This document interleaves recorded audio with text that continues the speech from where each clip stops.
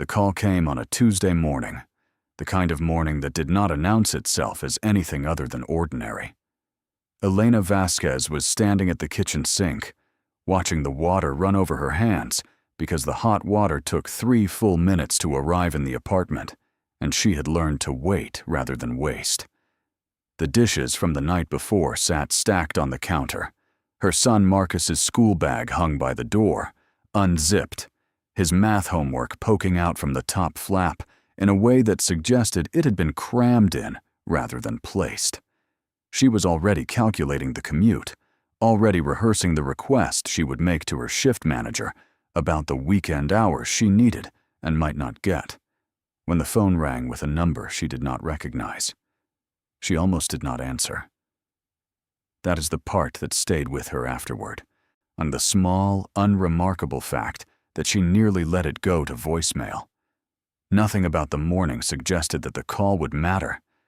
Nothing suggested that the next 90 seconds would permanently divide her life into a before and an after, as cleanly as a line drawn in still water. The voice on the other end belonged to a man who introduced himself as the attorney handling the estate of her grandmother, Rosa Delia Vasquez, who had passed away 4 days earlier at the age of 87 in a care facility in Tucson, Arizona. Elena had known the death was coming. Rosa Delia had been declining slowly for 2 years, and the family had said their goodbyes in stages rather than all at once, which was its own kind of mercy. What Elena had not expected was to be called at all. The family's relationship with Rosa Delia had not been a simple one. So the grandmother's 3 children and their families formed a structure held together more by obligation than by warmth, and within that structure, Elena occupied a position that was easy to overlook. She was the daughter of the youngest child, a daughter herself, divorced, raising Marcus alone on a salary that covered the rent and the groceries, and almost nothing else. She was not the grandchild anyone pointed to with pride at gatherings. She was the one who showed up, brought food, stayed late to help clean, and drove home in the dark without being thanked. The attorney told her that Rosa Delia had left a will, that the will had been finalized 8 months prior, and that among its provisions was a specific bequest directed to Elena by name. The rest of the estate, the modest savings account and the contents of the care facility room, now would be divided among the other grandchildren as expected. But one item had been set aside exclusively for Elena, a piece of furniture, Rosa Delia's china cabinet. Elena stood very still at the kitchen sink, with the water still running, and tried to understand what she was being told. A china cabinet. She knew the piece. She had grown up knowing it. It stood in the corner of Rosa Delia's dining room for as long as Elena could remember, tall and dark and slightly imposing, its glass panels clouded at the edges with age, its interior shelves lined with pieces of china that no one ever used, but no one was ever permitted to touch. It was old. It was heavy. It was, as far as Elena or anyone else in the family had ever thought about it, simply furniture. A relic from another era, the kind of object that accumulated meaning only through duration rather than through value. She thanked the attorney, wrote down the date she would need to arrange collection, and set the phone on the counter beside the stacked dishes. Then she stood there for another moment, listening to the water run, trying to identify what she felt. It was not quite disappointment, not quite gratitude. It was something quieter and more complicated, the particular feeling of being remembered in a way that you are not sure how to interpret. She turned off the tap. She called Marcus for breakfast. She went to work. The collection of the china cabinet was scheduled for a Saturday 3 weeks after the phone call, giving the estate time to be formally processed and giving Elena time to arrange a truck, which she did by calling her cousin Andres, who owned a flatbed and owed her a favor from the previous year. She did not tell anyone else about the bequest before then. There was no particular reason to keep it quiet, but there was also no reason to announce it. The cabinet was furniture. It was not news. The news broke on its own, the way things often do in families, through a phone call between relatives who had already spoken to the attorney about their own shares of the estate. By the time Elena drove down to Tucson with Andres and his truck, at least 4 other members of the family were aware of what Rosa Delia had designated for her, and the reaction had already formed and hardened into a consensus she would encounter before the day was over. Her Aunt Patricia called while Elena was still 2 hours from Tucson. The conversation lasted 6 minutes. Patricia had a voice built for making observations sound like corrections, and she used it without hesitation. She said that the cabinet was sentimental, that it had always been part of the family's shared memory, that it seemed unusual for Rosa Delia to have singled it out for one grandchild rather than leaving it to be discussed collectively. She did not say that Elena was undeserving. She did not need to. The implication traveled in the spaces between what she did say, arriving clearly and without ambiguity. Elena thanked her for calling and told her she would be in touch. Andres, who had heard the call on speaker, said nothing for several miles, which was his way of saying quite a lot. At the care facility, they were directed to a storage room where the cabinet had been moved after Rosa Delia's belongings were gathered. It stood against the far wall, wrapped partially in moving blankets that someone had placed around it, with more care than the situation seemed to require. Elena pulled back the blanket and looked at it properly for the first time in years, and the sight of it stopped her in a way she had not expected. It was larger than memory had made it. The wood was dark, almost black in the fluorescent light of the storage room, with a finish that had aged into something richer and deeper than varnish alone could account for. The glass panels were intact, their cloudiness along the edges giving them a quality that was less like neglect and more like deliberate softness. The carved detail along the upper frame was intricate, the kind of work that moved slowly and required attention. A pattern of leaves and vines that wound continuously without interruption from one edge to the next. The feet were heavy and turned, the proportions balanced in the way that furniture from another era tended to be balanced, built for permanence rather than convenience. Andres looked at it with the expression of a man estimating weight and nothing else. He said it would take both of them to move it, and that they should bring the dolly from the truck. He was already walking out before Elena finished looking. She opened the cabinet doors slowly. The interior smelled of cedar, and something older underneath the cedar. Something she could not name but recognized as the particular scent of objects that have not moved in decades. The shelves were empty. Whatever china had once lived inside them had been distributed or discarded before Rosa Delia's decline became complete. The wood interior was clean, the shelf brackets still in place, the small brass hooks along the upper interior rail where cups had once hung still, holding their original positions, as though expecting to be useful again. She closed the doors and helped Andres bring in the dolly. The drive back to Phoenix took 3.5 hours. The cabinet rode in the bed of the truck wrapped in the moving blankets, secured with 2 ratchet straps that Andres tightened more than once. Elena rode in the cab and watched the desert flatten and expand and flatten again, and thought about Rosa Delia, about the years of visits and the particular quality of her grandmother's attention, which had been precise and unhurried in a way that felt rare now that it was gone. Rosa Delia had watched things closely. She had noticed details that others moved past. She had asked questions that took a moment to understand before their weight became apparent. The china cabinet had sat in Rosa Delia's dining room for what Elena estimated was more than 50 years. It had survived 3 house moves, a divorce, a flood, and 2 generations of grandchildren who treated it alternately as a curiosity and a background detail. Rosa Delia had polished it once a year, in spring, clearing its shelves and working the wood with a cloth and a tin of paste that smelled of beeswax.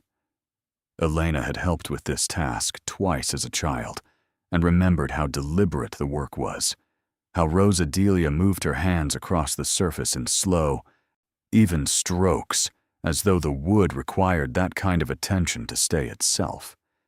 She had not thought about that memory in years. It returned now in full detail, including the smell of the paste and the sound of the radio playing in the next room. The cabinet arrived at Elena's apartment building just after 6 in the evening. Moving it from the truck to the interior of the building required the help of her downstairs neighbor Jorge, and a great deal of maneuvering through the hallway, which was not designed with furniture of that size in mind. It scraped one wall lightly and knocked a framed print askew before finally settling into the corner of Elena's living room, where she had cleared space for it. Andres wiped his hands on his jeans and accepted the beer she offered him. Jorge declined and returned to his apartment. Marcus stood in the doorway of his room and looked at the cabinet with the frank, evaluative expression of a 12-year-old deciding whether something was interesting or not. He decided it was not particularly interesting and returned to his room. Elena stood in the living room after Andres left and looked at the cabinet against her wall. It was too large for the space, in the way that all inherited furniture tends to be too large for apartments, built originally for rooms that no longer existed in the buildings people now lived in. It pressed against the corner and occupied more of the room than the corner technically had to give. But it did not look wrong. It looked, she thought, as though it had been waiting for a specific place and had arrived at it. She did not have time to examine it properly that night. Marcus needed to be fed, and turned off the living room light, and turned off the living room light, and went about the evening and let the cabinet stand quietly in the dark. The family's response arrived in full over the following 2 days, assembling itself through phone calls and text messages that Elena read without responding to until she had read all of them. The tone varied by sender, but the content was remarkably consistent. The cabinet was nice, they said, in the way that people say something is nice when they mean it should have been theirs. It was a family piece, they said. It seemed unusual that Rosa Delia would leave it specifically to one person when it held meaning for everyone. And several people mentioned that they had assumed it would stay in the main family home, which was a formulation that required ignoring the fact that there was no longer a main family home. One cousin, her Aunt Patricia's eldest son, Daniel, sent a message that was direct enough to be almost refreshing in its lack of pretense. He said that whatever Elena planned to do with the cabinet, she should at least make sure she understood what she had before she made any decisions, because it was old and might be worth something. This was said in the tone of someone who believed Elena was unlikely to understand what she had, which was to say, it was said in the tone of someone who believed Elena was unlikely to understand very much. She did not respond to Daniel's message that day. What she did do, in the hour after Marcus went to sleep, was take a damp cloth and a flashlight into the living room and begin to look at the cabinet properly. Not to assess it, not yet, simply to look. She opened both doors and ran her fingers along the interior edges, feeling the way the wood had been joined at the corners, the smoothness of the shelving surface, the cool brass of the bracket hardware. She pressed gently at different points to see if anything shifted or creaked, and found that the construction was solid throughout, the wood neither swollen nor contracted in ways that suggested water damage or prolonged exposure to heat. Along the upper interior, where the brass hooks were fixed, she found a row of small decorative carvings that matched the exterior pattern, the same continuous vine and leaf design that ran along the outside frame. Up close, the detail was finer than she had noticed before. Each leaf was distinct, its veining rendered with a precision that would have required patience and a very small tool. The carving ran the full width of the interior rail without interruption, and as she traced it from left to right with her flashlight, she found herself looking more slowly than she had intended, pausing at certain points where the pattern seemed to shift, almost imperceptibly before continuing. She did not identify anything unusual that first night. She turned off the flashlight and went to bed. The following Saturday, she had the morning free for the first time in what felt like a long stretch. Marcus having gone to a friend's house for the weekend. She made coffee, carried it to the living room, and sat down in front of the cabinet in the early light, which was the best light for looking at old things because it came in low and at an angle and showed surfaces rather than just colors. She opened the doors again, and this time she looked systematically, beginning at the top left corner of the interior and working her way down and across each shelf level before moving to the doors themselves, their glass panels and wooden frames, the hinges, the small brass latch in the center where both doors met when closed. The latch was original, its mechanism simple, a small rotating catch that seated into a recessed plate.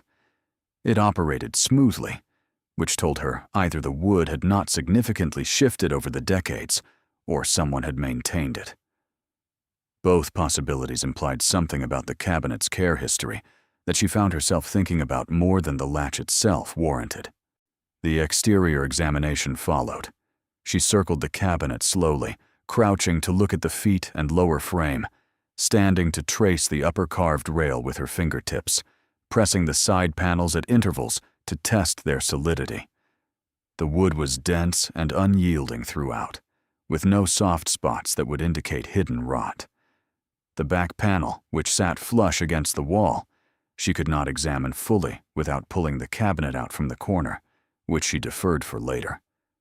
What she noticed on this second thorough inspection was something that had not registered on the first pass, partly because it was not dramatic, and partly because she had not yet been looking for inconsistencies. Along the bottom interior of the cabinet, where the base shelf sat above the cabinet's solid lower frame, the space between the shelf floor and the actual bottom of the exterior appeared slightly deeper than the exterior measurement would suggest. Not dramatically so, not in a way that would catch the eye of someone simply opening the doors and glancing inside. But Elena was not glancing. She was looking, and what she saw was a gap in her expectations. The interior depth from the base shelf surface to the bottom of the external frame should have accounted for the shelf thickness and a few centimeters of structural framing. Instead, it seemed to account for more, several centimeters more at least. She crouched fully and pressed the flashlight beam along the base shelf, watching for shadows that would indicate an edge or a recess. What she saw was the shelf surface, continuous and clean, and at the rear of it, on where the shelf met the back panel of the interior, a line that was perhaps slightly darker than it should have been. She pressed on the rear of the base shelf. Nothing happened. She pressed at the left edge, then the right, then in the center, applying firm, even pressure and feeling for any movement at all. Nothing shifted on the first pass. On the second, slower pass, pressing with more deliberate attention to feedback, she felt something near the left rear corner that was not quite the same as the surrounding wood. Not a seam she could see, not a gap she could feel with her fingers. A difference in density, subtle and easily mistaken for natural variation in old wood. She stayed in that position for a long moment, her coffee growing cold on the end table behind her, the morning light moving across the floor as the sun shifted, and tried to decide whether what she was feeling was real or the product of attention tuned too carefully toward finding something that might not exist. She decided it was real. She did not yet know what it meant, but she decided the feeling was not imagined. She spent the rest of that morning reading, not about the cabinet, not specifically, but about furniture of its apparent period and origin. The construction style, the carving technique, the hardware choices, the wood type, which she was beginning to suspect from its density and color was a variety of walnut rather than the stained pine or oak that often imitated it in furniture of lesser quality. She read about cabinet makers of the late 19th and early 20th centuries who had worked in Europe before emigrating, bringing with them techniques that predated industrial production and that created objects intended to endure through generations rather than through fashion cycles. She read about the tradition of hidden compartments in furniture of this era, which was not merely the stuff of adventure stories, but a documented practice in certain cabinet-making traditions, sometimes structural, sometimes practical, sometimes used to house valuables at a time when household security meant something different than it did now. She read for 2 hours, and when she stopped reading, she did not go back to the cabinet immediately. She made more coffee. She thought about Rosa Delia and the way her grandmother had spent each spring morning with a cloth and a tin of beeswax, working the wood with slow, even strokes that she had said, once, were not about cleaning so much as about paying attention. Elena had not understood what that meant when she was 9 years old. She thought she understood it better now. What she also thought about, though she pushed this thought to the side several times before letting it settle, was what had been said at the estate. The attorney had mentioned that Rosa Delia's will had been finalized 8 months before her death, during a period when her mental clarity was still reasonably intact, at a time when the gradual decline had not yet become the steep descent of the final months. The decision to leave the cabinet to Elena specifically had not been made impulsively or under duress. It had been made deliberately, with time to consider, with a signature witnessed and notarized and filed in a manner designed to survive legal scrutiny. Way they held time and meaning, to the way they held time and meaning, to the difference between what something appeared to be and what it was. The combination of these facts, the specific bequest, the deliberate timing, the grandmother's character, the structure of the cabinet itself, and the anomaly in its base, assembled itself into a shape that Elena did not yet want to name out loud. She was careful by nature and careful by circumstance. She had learned not to invest herself in possibilities that had not been confirmed, because the cost of that kind of investment, when it came to nothing, was something she could not easily afford. But she was also honest with herself, and honestly, what she felt sitting in her living room on that quiet Saturday morning with the coffee and the morning light and the cabinet standing patient and dark in its corner was the specific feeling of standing at the edge of something, not yet knowing what, not yet knowing how far the fall. She called Marcus at his friend's house to check in, listened to him describe the video game they had been playing with the animated detail he reserved for things that genuinely excited him, and felt the familiar tightening in her chest that was not quite worry and not quite pride, but something that lived in the space between them. He was 12. He had been 12 for 7 months, and in 5 years, he would be applying for college. And she had looked at the numbers on that possibility enough times to know that the numbers didn't work, to not with the salary and not with the savings account that held slightly less each month than the previous month. She had been working the problem for 3 years with the focused pragmatism of someone who understood that a problem without a solution still had to be managed until one appeared. She thought about what Daniel had said in his message. Whatever you plan to do with the cabinet, make sure you understand what you have before you make any decisions. She thought he had meant it as a warning, a suggestion that she not make impulsive choices with something of possible material value. It arrived now in her memory as something else entirely, as instruction. She returned to the cabinet that afternoon with a set of tools she did not normally use, including a thin wooden skewer and a small penlight that gave a narrower beam than the flashlight. She removed the base shelf entirely, lifting it free from its bracket pins, and set it on the floor behind her. Then she directed the penlight into the base of the cabinet interior, the space between where the shelf had rested and the true bottom of the structure, and looked at what was there. What was there, in the narrow cavity that the shelf had covered, was not empty space. Along the rear of the cavity running almost the full width of the interior, was a panel. Its surface matched the rest of the interior finish, closely enough to be dismissed in any casual inspection. But in the direct beam of the pen light, the seam where it met the surrounding wood was unmistakable. It was fitted with precision, the joint tight and clean. The wood grain matched carefully to minimize visibility, but it was there. A panel that the shelf had hidden, a panel that had no reason to exist unless it was covering something. Elena sat back on her heels and breathed slowly. The apartment was quiet. Marcus was not home. Outside, the afternoon traffic moved at its usual weekend pace, distant and indifferent. The light in the room had changed while she was working, the angle shifting as the afternoon advanced, and the cabinet threw a long shadow across the floor that had not been there when she started. She reached into the cavity and pressed the panel with her fingertips, working along its edges, applying gentle pressure at different points, feeling for the mechanism that would release it. She found nothing at first. Then, on the second pass, at the far right edge where the panel met the cabinet's side wall, she felt a point of resistance that was different from the others, a slight give that suggested spring tension rather than fixed wood. She pressed steadily. The panel moved. Not dramatically, not with the theatrical release of something long sealed giving way. Just a small, precise movement, an inch inward, and then a fraction sideways. And then it was free in her hands.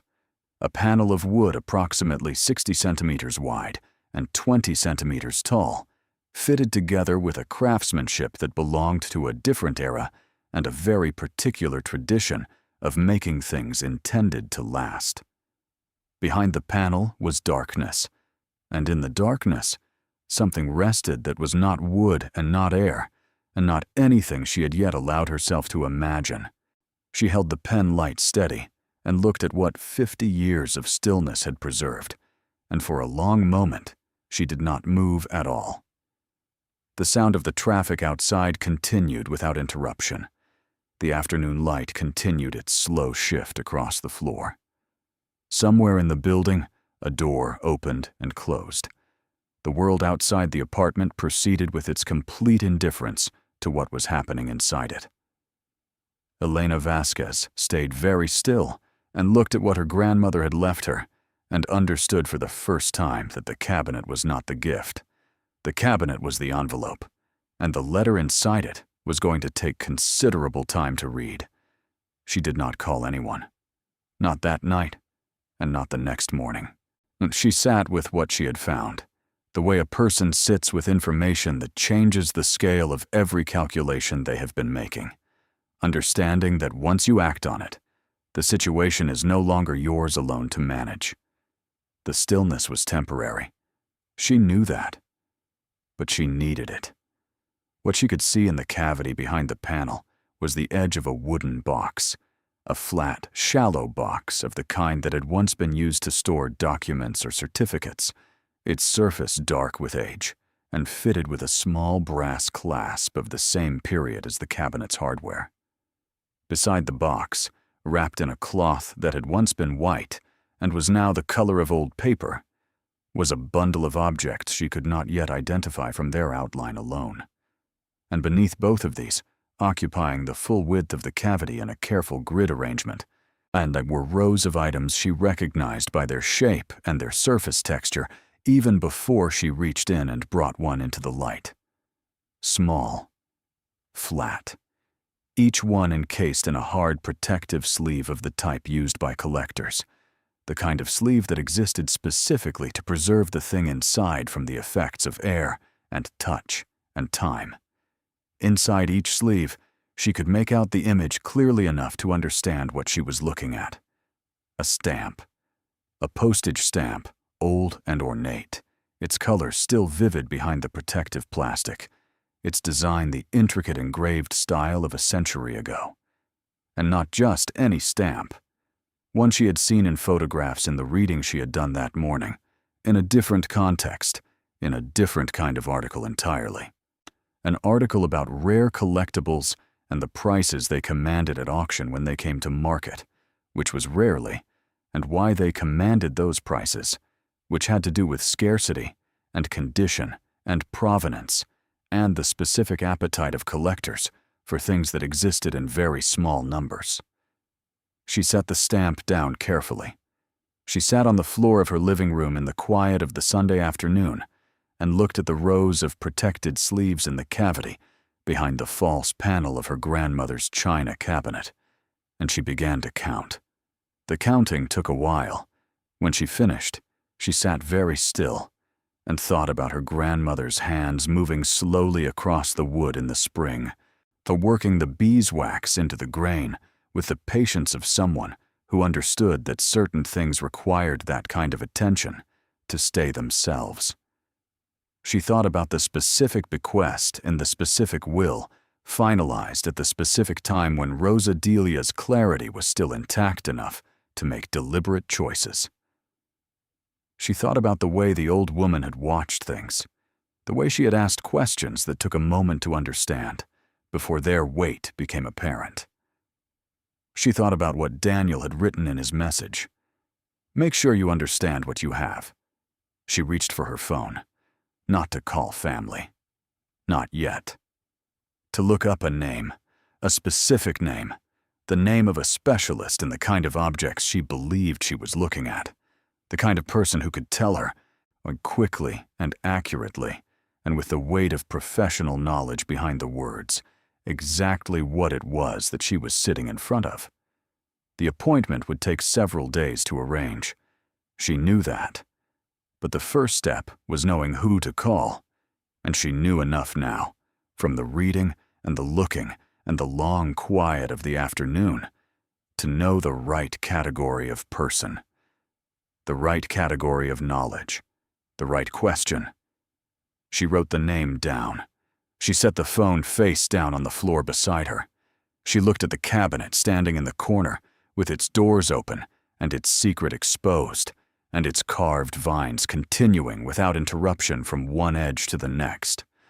She thought that she had never looked at it properly before today, and that Rosa Delia had known that, had counted on it, and had built the gift around that certainty the way a cabinet is built around the space it is meant to contain. The afternoon was ending. The light was low now, coming in at its longest angle of the day, reaching across the floor to the base of the cabinet and stopping there, as if even the light understood where the boundary was. Elena sat in the last of it and waited for the steadiness to arrive, the particular steadiness that came not from certainty, but from decision. From the moment when the question of whether to go forward was replaced by the simpler, harder question of how. It arrived, as it always had in the difficult years, quietly and without ceremony. She sat with it for a moment. Then she got up, put the shelf back in place, closed the cabinet doors, and went to start dinner.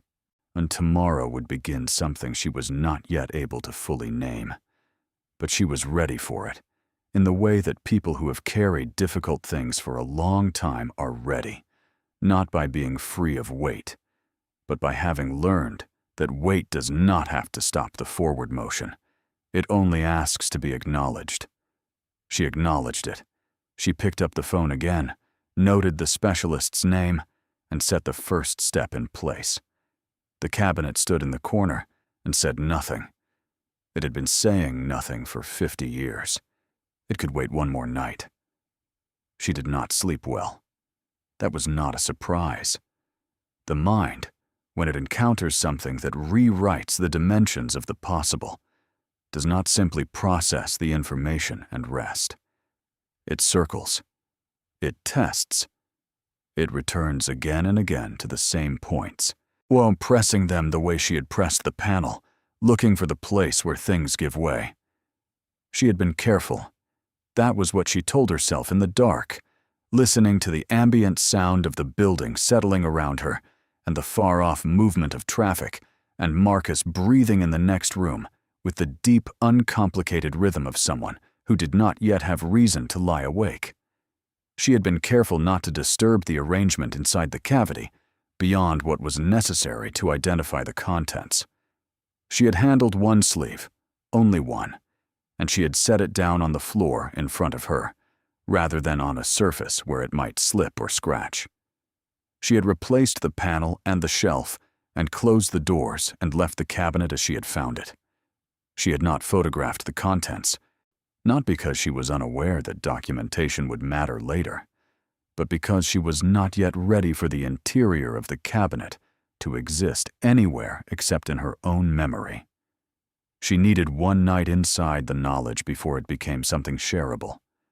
The stamps themselves were what her mind kept returning to, not their potential value, though that was there, a number she did not yet know precisely, but could feel the outline of the way you can feel the shape of a room before your eyes fully adjust to the dark.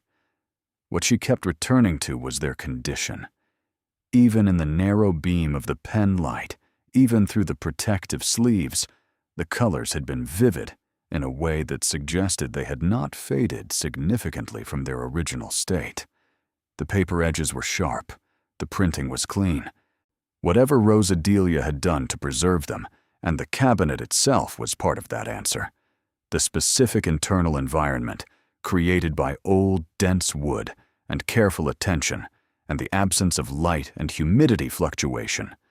Whatever combination of factors had maintained that space over the decades, the result was objects in a condition that the specialist she intended to call would need to assess formally.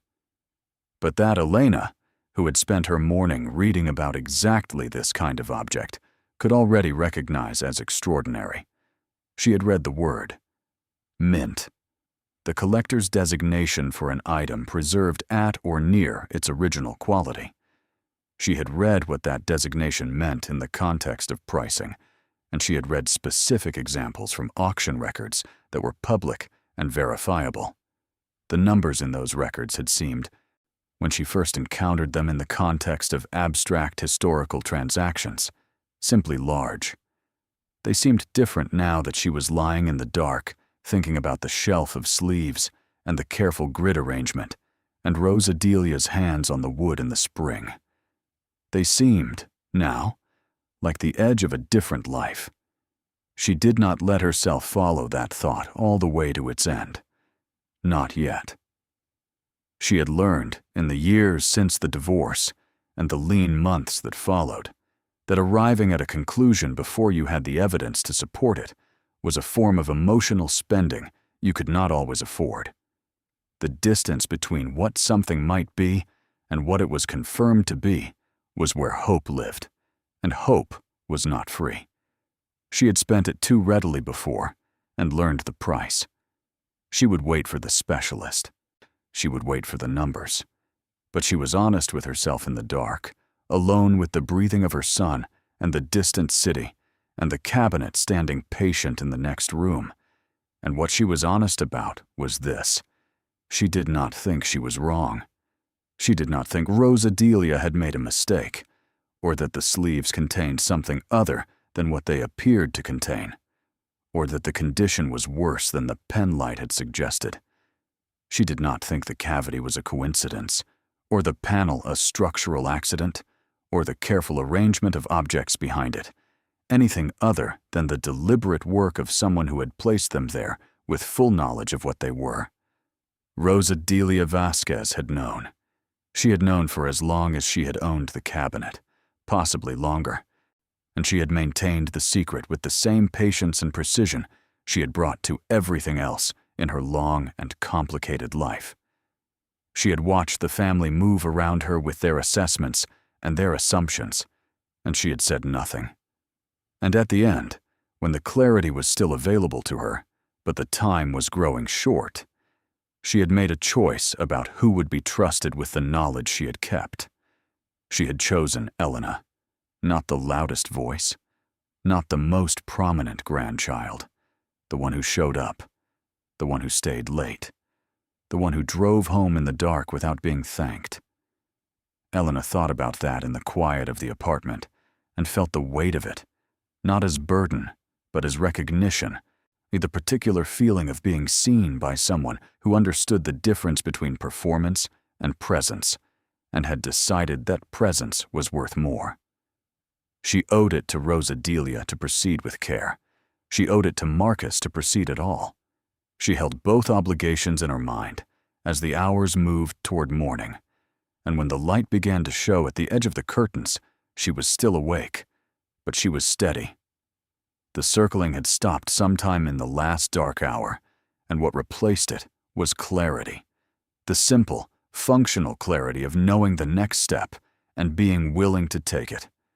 She would call the specialist on Monday morning. She would ask for an assessment. She would wait for the answer. And whatever the answer was, she would know what to do with it. She had always known how to handle information, and even when the information was difficult. The only difference now was that the information might not be difficult at all. The only difference was that for the first time in a very long time, the numbers might move in the right direction. She got up before her alarm. She made coffee. She stood at the kitchen window and watched the neighborhood come awake in the early light, the slow accumulation of movement and sound that marked the beginning of an ordinary Monday in an ordinary city, and she carried within it the knowledge that ordinary was about to become something else entirely, for her and for Marcus, and for the memory of a woman who had known how to keep a secret and had decided, at the end, that it was time to give it away. The specialist's name was Dr. Marguerite Holloway, and she operated out of a narrow building on a street in Scottsdale that looked like it had decided against being impressive some years ago and had not reconsidered since. The exterior was plain brick with a single small sign beside the door that said only Holloway Philatelic Consultants. No tagline, no window display, no effort to explain itself to passers-by. Elena found this encouraging. In her experience, the people who knew the most about specific things were rarely the people who advertised most aggressively. The people who advertised most aggressively were selling the impression of knowledge. The people who had the knowledge itself often did not see the point of the impression. She had done her research before calling. Dr. Holloway had been an independent specialist in rare philately for 22 years, preceded by 11 years as a senior cataloger at one of the 3 major auction houses that handled significant stamp collections in the United States. She had testified as an expert witness in 4 legal proceedings involving disputed valuations and had published 2 monographs on 19th century European engraved printing that were, according to the university library database Elena checked, cited regularly in the field. She had a waiting list of 2 to 4 weeks for new clients. Elena had explained, briefly and without elaboration, that she believed she had a collection requiring urgent assessment, that the collection had been discovered inside inherited furniture, and that she wasn't yet able to share further details by phone. Dr. Holloway had asked 3 questions, each precise and without wasted words. Elena had answered them. There was a pause. Then Dr. Holloway told her to come on Thursday at 10 o'clock. Elena arranged for Marcus to stay after school with a neighbor and took the morning off work, which she could not afford and did not explain. She brought the stamps in the same protective sleeves they had been stored in, carrying them in a flat, padded envelope she had purchased specifically for this purpose, and she sat in Dr. Holloway's waiting room for 11 minutes before she was called in. The office was not what she had expected, though she could not have said precisely what she had expected. It was organized rather than neat, which is a different thing.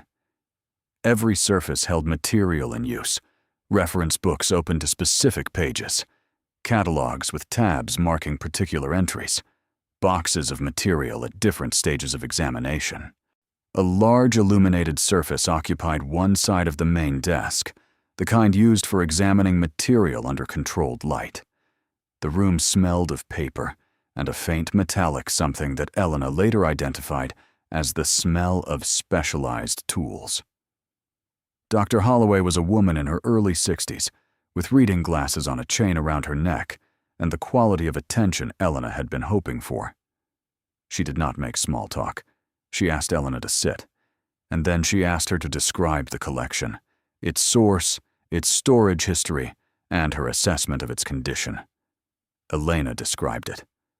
Dr. Holloway listened without interrupting, making occasional brief notes on a pad that she did not offer for Elena to see. When Elena finished, Dr. Holloway asked to see what she had brought, so Elena opened the padded envelope and laid the protective sleeves on the surface Dr. Holloway indicated. There were 8 of them, selected from the full collection as a representative sample. She had chosen them with deliberate variation, different sizes, different apparent periods, different visual complexity, trusting that a specialist would be able to read from 8 what she could not read at all.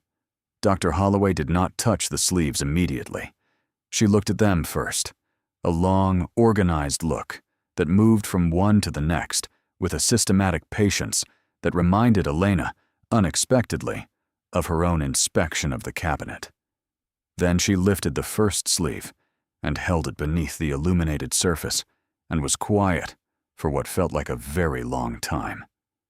The office held its silence cooperatively. Outside, saw on the woman's face, which was absorbed on the woman's face, which was absorbed and gave away nothing. Dr. Holloway examined each sleeve individually, and then 2 of them together under a magnifying tool mounted on a weighted arm. And then she set them down and removed her reading glasses and held them in her hand and looked at Elena directly. She said that she would need to examine the full collection before she could speak to valuations. She said this was not something she could rush, and that Elena should understand a proper assessment would take several days of careful work. She said that if the remaining items were consistent with what Elena had shown her, items Elena had brought were, to her eye, items Elena had brought were, to her eye, and based on 33 years of experience, among the finest examples of their type she had personally examined outside of an institutional collection. Elena asked her to be more specific. Dr. Holloway picked up one of the sleeves, the one she had spent the longest time examining under the magnifying tool, and turned it so that Elena could see the stamp inside. It was small and intricate, its colors a deep blue and carmine, its design a portrait surrounded by fine engraved ornament, the kind of printing that required the particular combination of skill and specialized equipment that had existed in a particular form for a particular period of time, before cheaper methods replaced it. The stamp bore no cancellation. Its gum, visible at the edge, appeared undisturbed. Dr. Holloway told her what it was. She told her the year of printing, the country of origin, the edition, and the number of surviving examples in the condition category she estimated this one occupied. She told Elena the last time an example from this edition had come to auction, the year, the house, and the price it had realized. Elena heard the number. She sat with it for a moment. Then she asked Dr. Holloway to repeat it, because she wanted to be certain she had heard correctly and not filled in a smaller number with her own expectation. Dr. Holloway repeated it. It was the same number. That was one stamp. There were 47 in the collection. Elena drove home from Scottsdale with the padded envelope on the passenger seat and both hands on the wheel and the radio off. She was not in a condition to manage sound from outside her own head. The city moved around her in its ordinary afternoon way, and she moved through it in a state that she would later describe to Marcus, much later, when the time was right to tell him all of it, as the feeling of being on solid ground that you have suddenly understood is not ground at all, but something else. Something that will hold you, but that operates according to different rules than the ones you were using before. She did not call anyone from the car. That this type of collection, rare stamps that this type of collection, rare stamps in this condition with this provenance history, required not only a specialist assessment, but also legal documentation of ownership, chain of custody verification, and, ideally, professional auction house representation to realize their full market value. She had said there were 3 houses she would recommend for a collection of this character. She had said that a proper auction process, from documentation through sale, would take between 6 and 9 months. 6 to 9 months. Elena sat with that too. 6 to 9 months was not tomorrow. For 6 to 9 months was a span of time that contained a great deal of ordinary life, bills and groceries, and school mornings, and shift schedules, and the slow daily work of keeping things afloat. She was practiced at that work. 6 to 9 months was manageable. What was also manageable, she decided, as she gathered the envelope and got out of the car, was keeping this information contained until she had more of it. She had one specialist's preliminary assessment of 8 items. She did not yet have the full collection examined. She did not yet have formal valuations.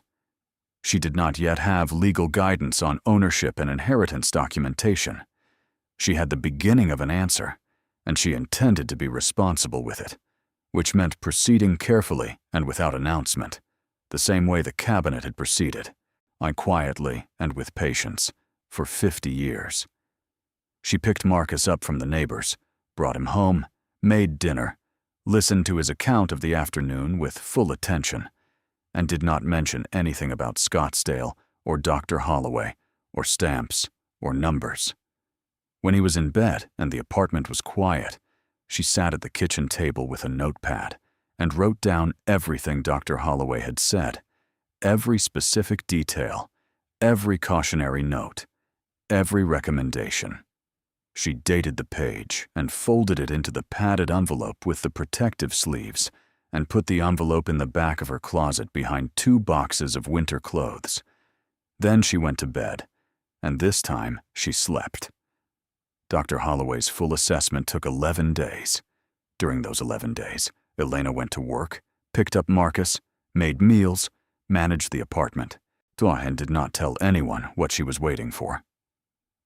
She received 2 more calls from family members during this period, one from Daniel asking in a tone of careful casualness whether she had had the cabinet looked at yet, and one from her Aunt Patricia suggesting that if Elena ever decided she did not want the cabinet, the family would be glad to take it off her hands, so it could remain within the family, as Rosa Delia would have surely wanted.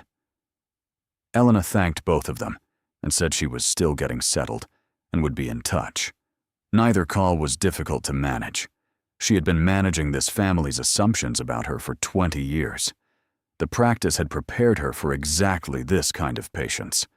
On the 12th day, Dr. Holloway called. Elena was at the kitchen sink again. The same sink, the same view of the same courtyard, the water running over her hands. The symmetry of it struck her only later, after the call was over, and she was standing in the same position she had stood in when the attorney called, with the phone in her hand and the water running and the world outside the window proceeding in total ignorance of what had just changed. Dr. Holloway's report was thorough, and she delivered it in the same organized way she applied to everything, methodically, without rushing the significant parts to reach the conclusion. She had examined all 47 items. She had cross-referenced each with the major reference catalogs and with auction records going back 40 years. She had consulted on 3 items whose attribution she wanted to confirm, with 2 colleagues whose expertise she trusted and who had reviewed photographs rather than the items themselves, which was sufficient for confirmation purposes at this stage. Of the 47 stamps in the collection, 39 were, in her professional assessment, of significant philatelic value.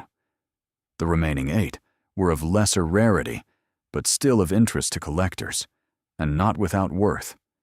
She then went through the 39 significant items and gave Elena a category for each, not a precise valuation, because precise valuations were the province of the auction process and the market on any given day, but an estimated range based on comparable sales and current collector demand. Elena wrote down the ranges. She added them up 3 times because the first 2 times she did not trust the result. The total estimated value of the collection, taking Dr. Holloway's midpoint estimates, across all items, was somewhere between $260 million and $320 million. Elena read that sentence back to herself from the notepad.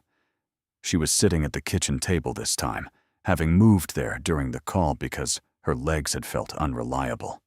The numbers were in her own handwriting. She had written them down as Dr. Holloway spoke them, range by range, and added them herself.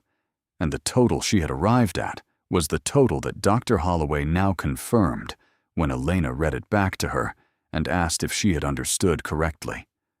Dr. Holloway said she had understood correctly, and that she wanted Elena to understand that these were estimates, that the auction process would determine actual realized prices, that market conditions played a role, that provenance documentation would be a significant factor in how the high end of those ranges was approached, and that none of this was certain in the way that a bank balance was certain. She said all of this in a clear and measured way that conveyed both the reality of the uncertainty and the reality of the magnitude. Elena said she understood. She thanked Dr. Holloway. She asked about next steps. Dr. Holloway recommended 3 specific actions in sequence. First, legal counsel specializing in estate and inheritance law to establish the chain of ownership from Rosa Delia to Elena through the formal bequest documentation and to address any potential claims that might arise from other family members. Second, a formal written assessment from a second independent specialist, as was standard practice for collections of this significance, both for legal protection and for the purposes of the auction houses she would approach. Third, and only after those 2 steps were complete, engagement with one of the top-tier auction houses that handled significant philatelic material, with whom Dr. Holloway could provide an introduction if Elena wished. Elena wrote all of this down. She asked about timing. Dr. Holloway said the legal and secondary assessment steps could run concurrently and might take 4 to 8 weeks. The auction engagement would begin after that. After the call ended, Elena sat at the kitchen table for a long time. She did not move, did not make coffee, did not pick up the phone. She sat in the quiet of the apartment in the afternoon light and let the information find its place in her understanding of the world, which was an understanding that had been built around scarcity and management and the particular discipline of someone who had learned to want precisely what she could afford to want. She thought about the morning she had stood at the sink and the attorney had called, the moment she had almost not answered. She thought about the drive to Tucson with Andres and his truck, and the way the moving blankets had been wrapped around the cabinet with more care than the situation seemed to require. She thought about the first night the cabinet stood in the living room corner, too large for the space, throwing its long shape against the floor, and Marcus standing in the doorway of his room and deciding it was not particularly interesting. She thought about Rosa Delia and the beeswax and the spring mornings and the way the old woman had moved her hands across the wood in even deliberate strokes, as though the wood required that kind of attention to stay itself. She thought about what it meant to carry a secret for 50 years, and to carry it not as a burden, but as a responsibility. To know that the right moment existed and to wait for it with the same patience you brought to everything else you believed in. She thought about Marcus, asleep in the next room, on those nights she had lain awake, running the numbers that never worked. She thought about the college application forms she had found online and studied and set aside, because studying them too closely when the money was not there felt like a particular kind of self-punishment. She thought about the particular tightening in her chest that was not quite worry and not quite pride. She took out her notepad. She looked at the numbers. She looked at them until they were simply numbers and not something larger, until they were information she could use rather than a fact too large to hold. This was a skill she had developed without knowing she was developing it. The skill of making the enormous practical by refusing to let it be anything other than a starting point. Then she made a list. Legal counsel, estate and inheritance specialization. Second, independent philatelic assessment on documents from the attorney who had handled Rosa Delia's estate, the will, the specific bequest language, any supporting correspondence. And at the bottom of the list, because she was careful and because she had been in situations before where the thing that seemed certain turned out to contain a hidden condition, she wrote a question. She wrote it because it was the question she would have asked of anyone else in this situation, and honesty required her to ask it of herself. She wrote, "What does the family know, and what will they claim?" She underlined it, not because she was afraid of the answer, but because she intended to have an answer ready before anyone else knew there was a question. The attorney she found was named Carla Moreno, and she operated out of an office in Central Phoenix with 2 associates and the kind of thoroughness that became apparent within the first 15 minutes of conversation. Elena laid out the situation without omitting anything: the inheritance, the cabinet, the discovery, Dr. Holloway's assessment, the family's communications during the intervening weeks. Carla Moreno listened and asked questions and took notes, and at the end, she said 2 things that Elena found reassuring in the specific way that practical reassurance is reassuring, which is not comfort, but clarity. The first was that the bequest, as described in Rosa Delia's will, was specific, unambiguous, and legally complete. But the china cabinet and its contents had been left to Elena by name in a properly executed document, witnessed and notarized, at a time when the testator was competent to make such decisions. There was no language that restricted the bequest to the cabinet as furniture exclusive of its contents, and in estate law, the contents of a bequeathed item were generally understood to pass with the item unless explicitly excluded. The stamps, as items stored within the cabinet at the time of Rosa Delia's death, were covered by the bequest. The second was that the family might very well attempt a challenge, and that the most likely avenue would be to argue that Rosa Delia had not been competent when the will was executed, or that there had been undue influence, or that Elena had somehow been aware of the collection's value prior to the estate being finalized and had acted in a way that influenced the bequest. None of these challenges was strong on the facts as Elena had presented them. But facts required documentation, and documentation required preparation, and preparation should begin now, before anyone outside a small circle knew what the cabinet contained. Carla Moreno's advice was direct, and Elena followed it without hesitation. She was to keep the contents of the cabinet confidential outside of legal and professional channels. She was to compile every communication she had received from family members regarding the cabinet and preserve them in time-stamped form. She was to obtain formal documentation from the care facility, the estate attorney, and Rosa Delia's physician regarding the timeline of the testator's cognitive capacity. And she was to say nothing, to no one, about the philatelic assessment or its findings until the legal groundwork was stable enough to withstand scrutiny. Elena agreed to all of this and went home and began the work of preparation with the same methodical attention she had brought to everything else since the cabinet arrived at her door. The second independent assessment came from a specialist in New York, referred by Dr. Holloway, a man named Fitch, who communicated primarily by email and whose responses arrived at unpredictable hours that suggested either irregular work habits or a different time zone of operation. He asked Elena to ship the collection through a specialist courier service he recommended, a service with full insurance and chain of custody documentation, and he returned his findings 31 days after receiving the material. His findings were consistent with Dr. Holloway's in every material respect.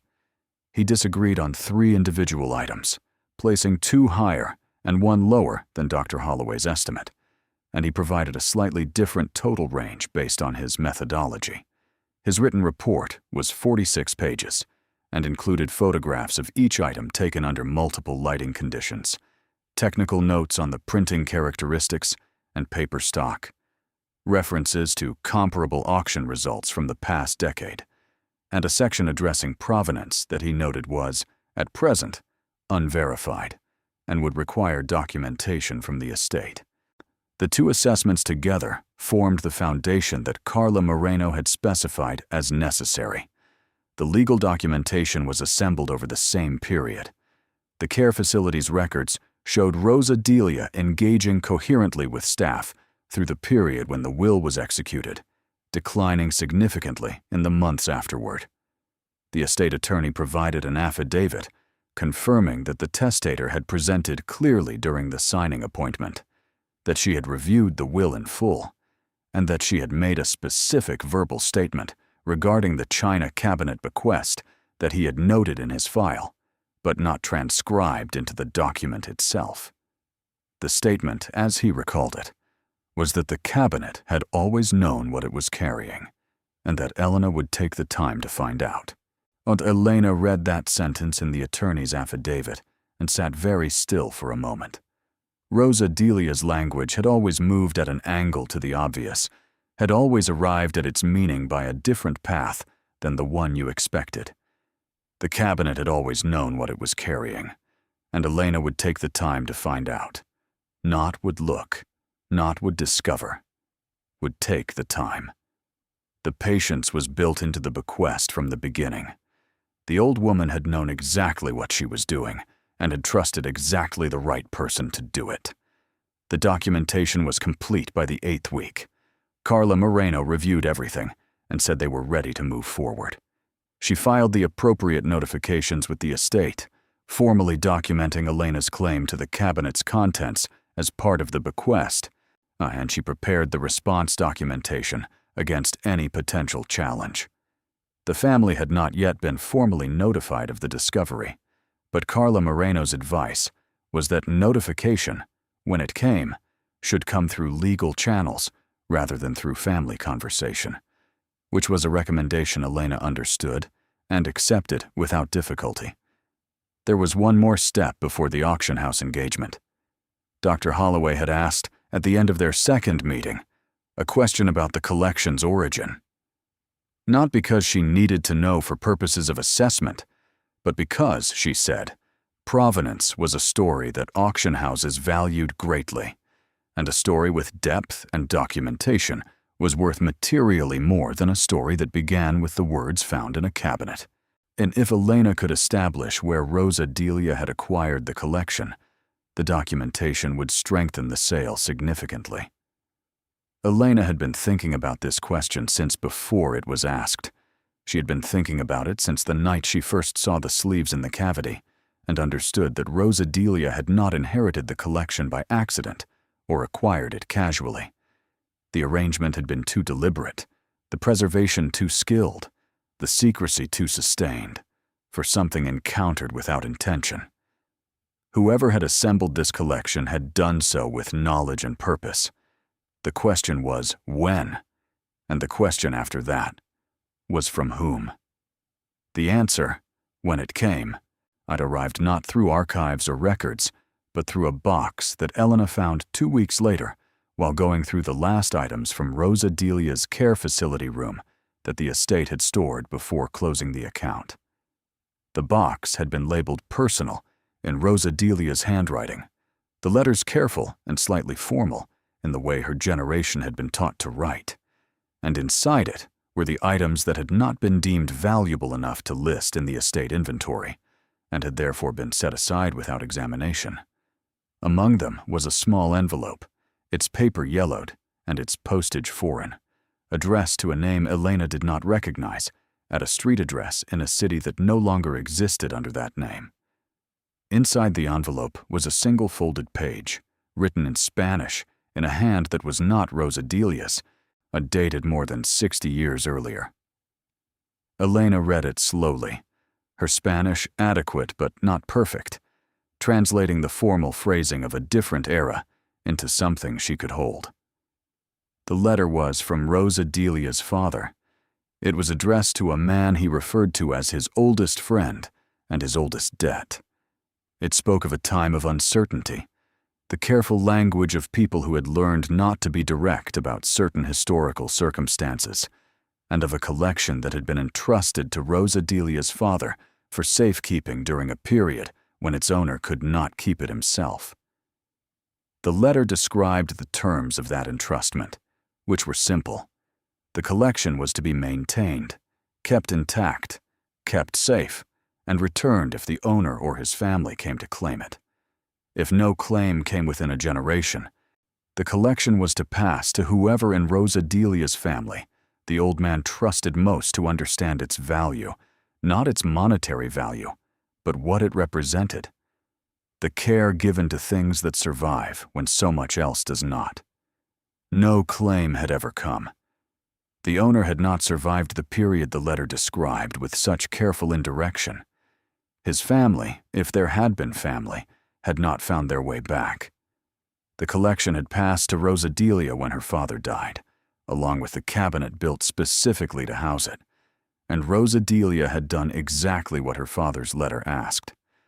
She had maintained it. She had kept it intact. She had kept it safe. And at the end, she had passed it to the person in her family she trusted most to understand what it meant to take care of something for the long term. Aunt Elena folded the letter and held it in her hands for a while. The provenance was not simple, and it was not without complication, and Carla Moreno would need to review it carefully before it could be presented to any auction house. There were questions of ownership that the letter raised rather than settled, questions about the original owner and whether any family or estate had a surviving claim, questions that would require research and possibly legal resolution before the collection could be sold with a clean title. But the letter was also exactly the kind of documentation that Dr. Holloway had described as transformative, a story with depth, with history, with the specific weight of objects that had survived circumstances that had not. The collection was not simply rare stamps in exceptional condition. It was a collection that had survived, preserved through decades by two women in succession who had understood, without being told explicitly, that some things were worth the long work of keeping. Elena put the letter carefully in the padded envelope with the rest of the documentation, and closed the envelope, and sat with it in the quiet of the apartment. Marcus would be home in an hour. She had dinner to start. The ordinary shape of the evening waited, unchanged, indifferent to the envelope in her hands. She held it a moment longer.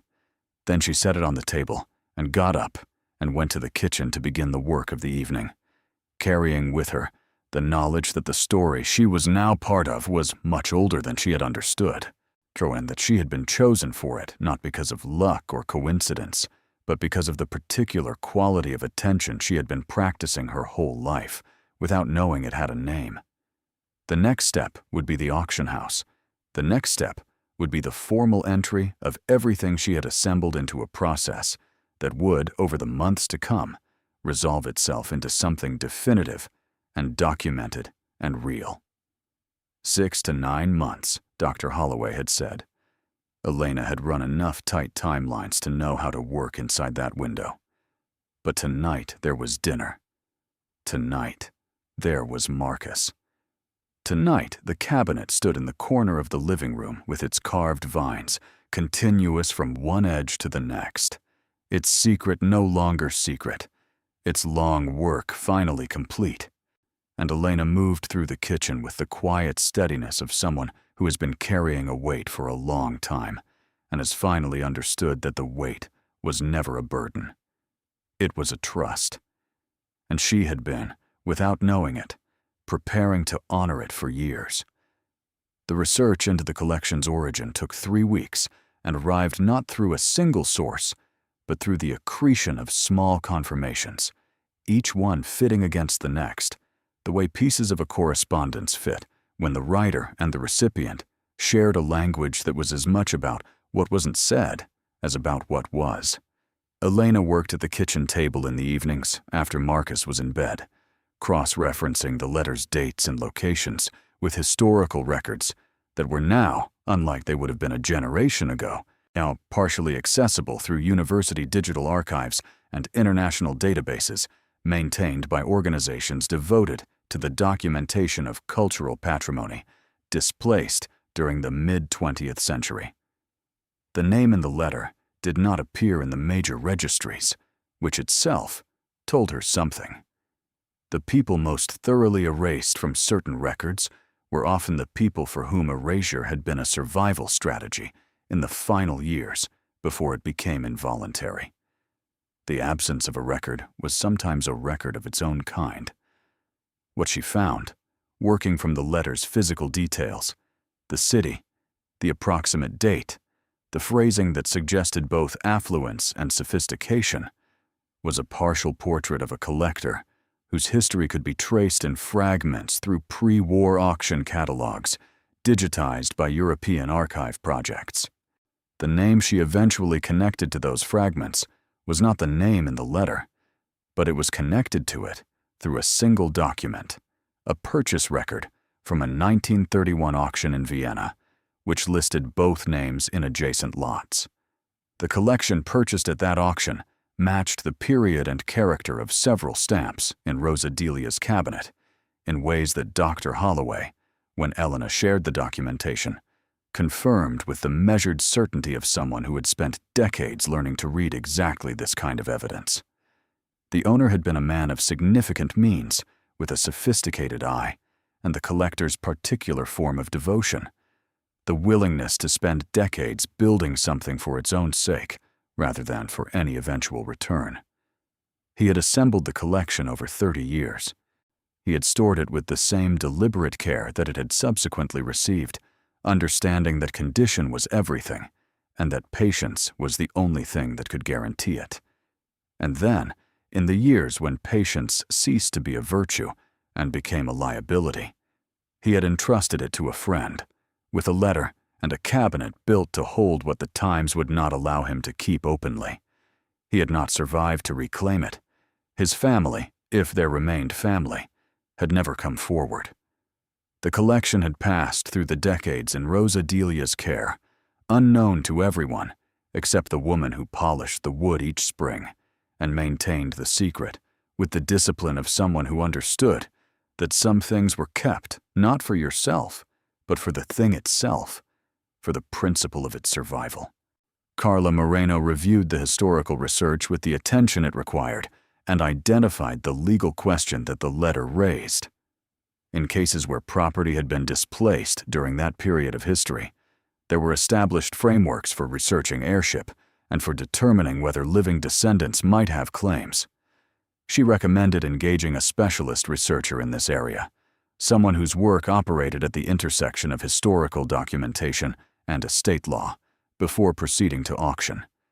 This was not simply a legal precaution. It was, Carla Moreno said, the right thing to do. Elena had not needed to be told, but she was glad it was said.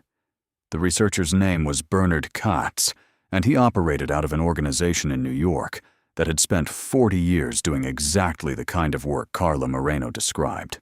And Elena spoke to him twice by phone before their first formal meeting, and in those conversations, she formed the impression of a man who had spent 4 decades navigating the complicated intersection of historical injustice and practical resolution, and who had reached the place that some people reach after long immersion in difficult work, a state of calm purposefulness that was not distance, but something more useful. The ability to hold the weight of things clearly without being capsized by it. Bernard Katz's research into the original collection and its owner took 6 weeks. What he found was extensive enough to be significant and incomplete enough to be honest. There had been family, a wife, and 2 children, who had not survived the period in question. There were no confirmed living descendants through direct line. There was, however, a distant cousin, the child of a sibling who had emigrated years before the circumstances that claimed the rest, who had built a life in Israel and whose family was now in the 3rd generation. They had no knowledge of the collection.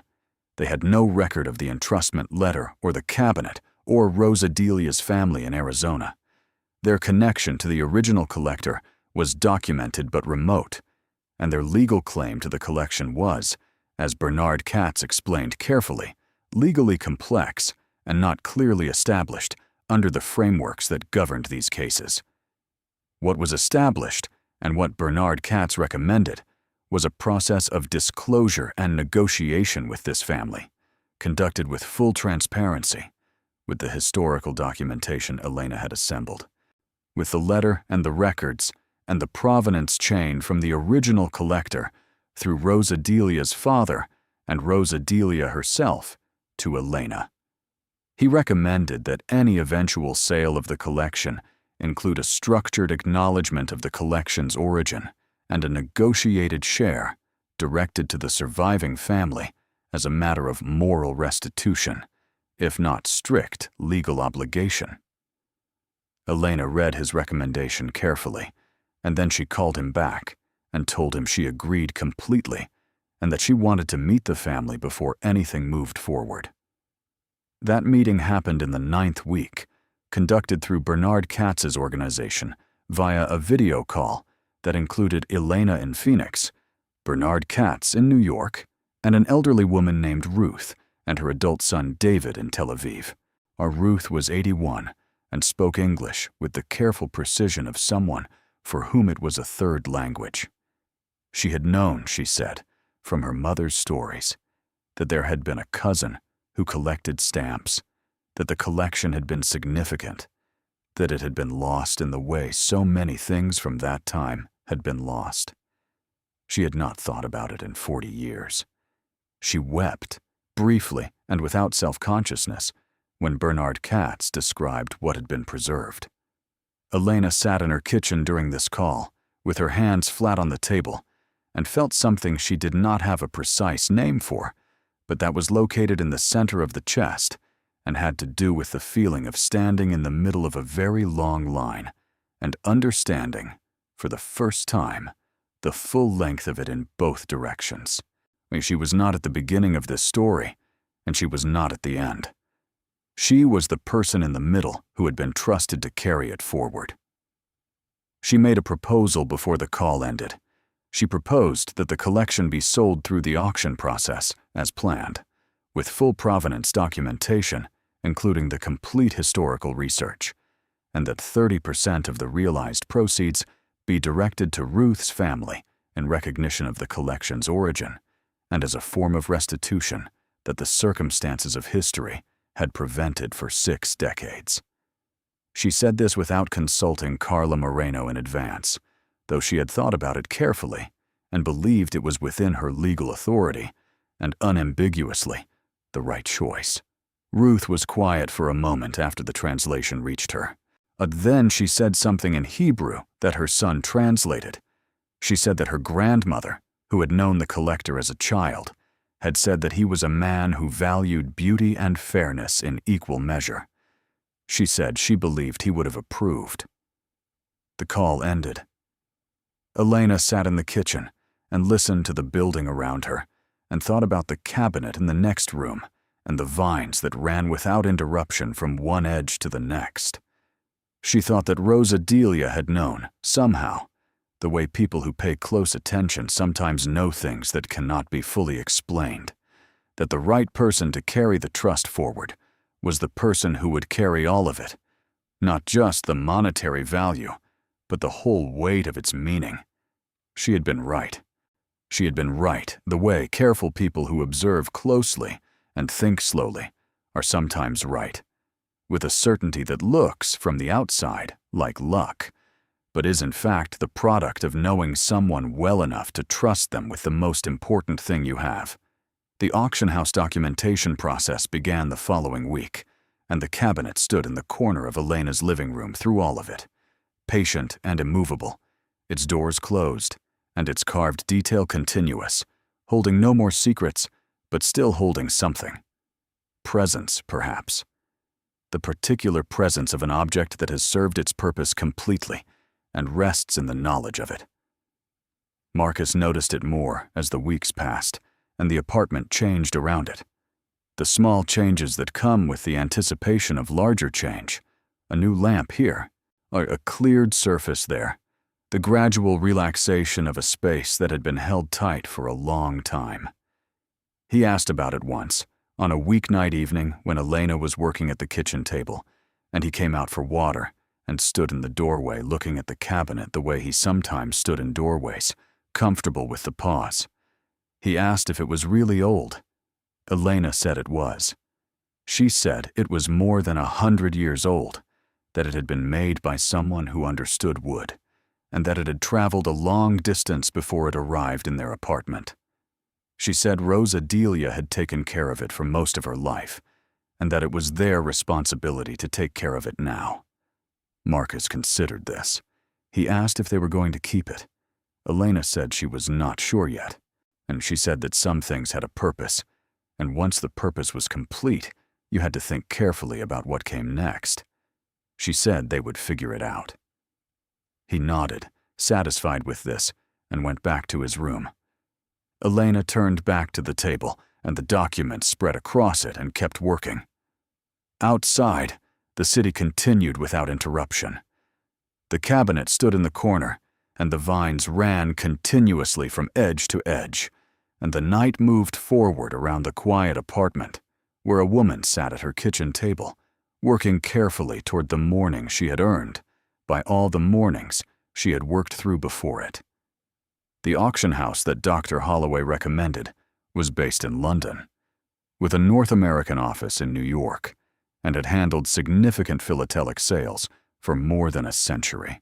Why, its name carried the particular weight of institutions that had been doing one specific thing for a very long time, and had learned, through that duration, how to do it without unnecessary noise. Elena spoke first with their North American director, a precise and courteous man named James Whitfield, who had the quality of someone who had long since stopped being impressed by valuable things and had arrived instead at a kind of professional reverence, an appreciation for rarity that was entirely separate from excitement.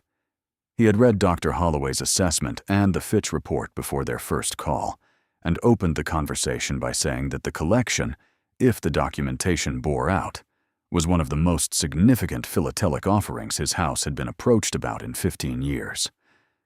Elena thanked him, where she said she needed him to understand, before they discussed process, that the collection came with a provenance history that was both its greatest asset and its most significant responsibility, and she explained, without eliding anything, the full account.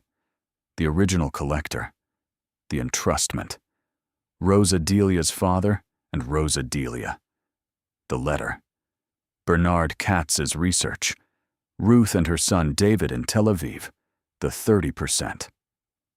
James Whitfield listened without interrupting, which was itself a form of professional respect. When she finished, he was quiet for a moment.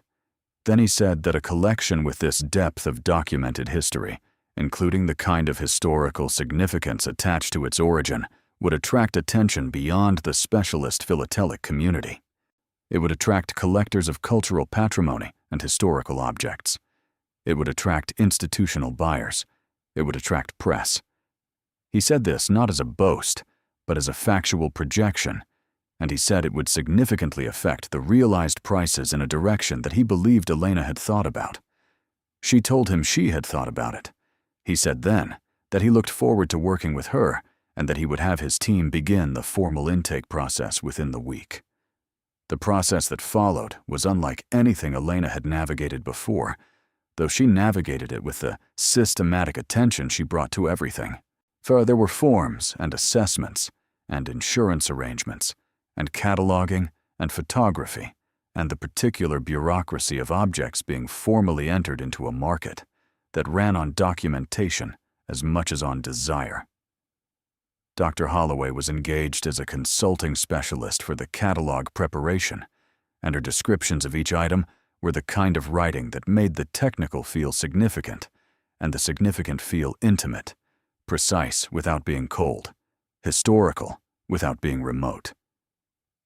The auction was scheduled for 8 months after Elena's first call to James Whitfield's office.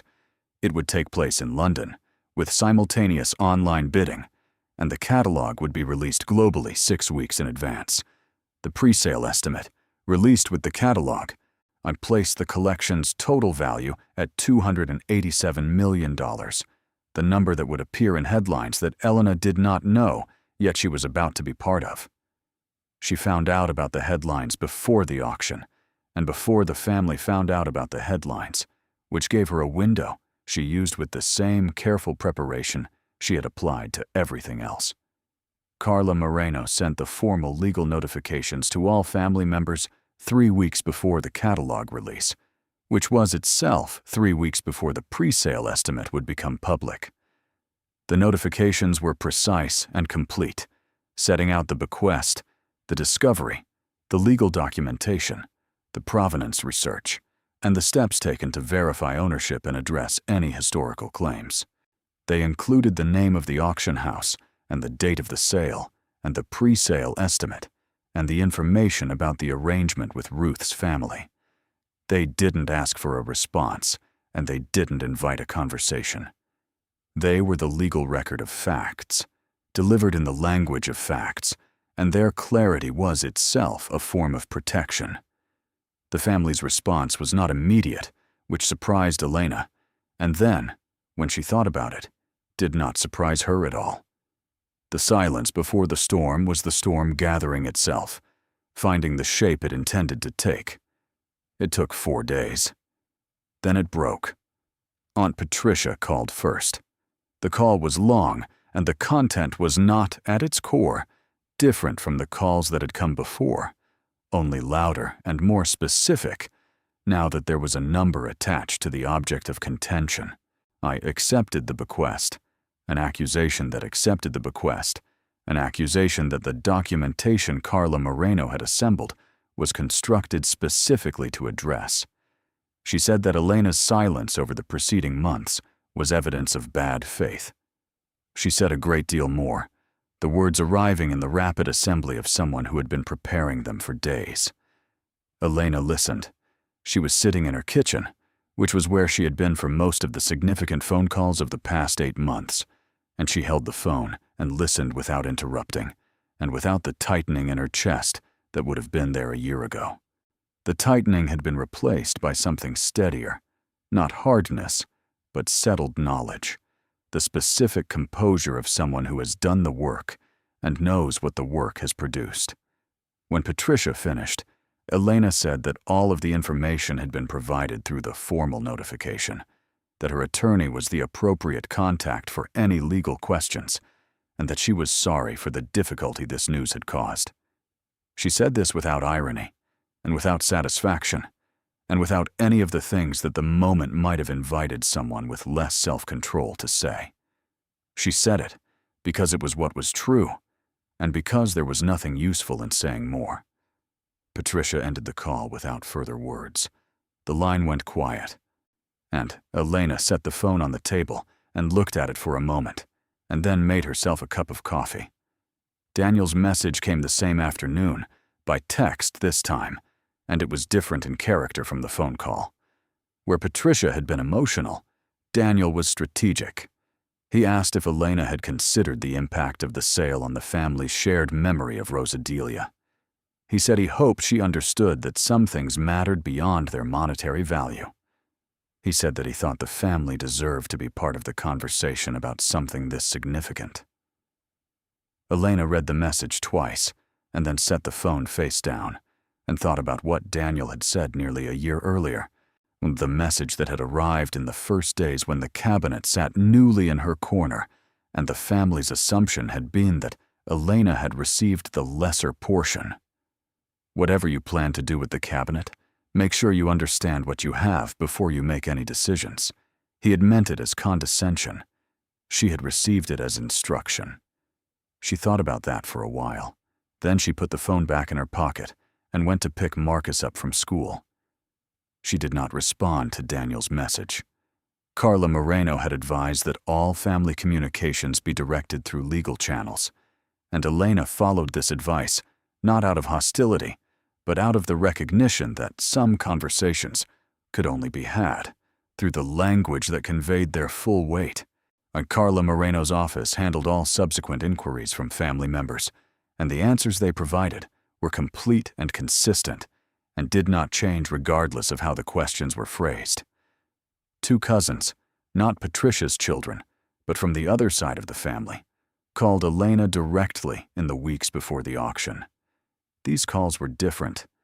Both cousins were people Elena had genuinely liked at various points in her life, people who had been kind to her in the way that family members are sometimes kind when there is no competition involved, and the calls reflected that history. They were not demanding. They were honest.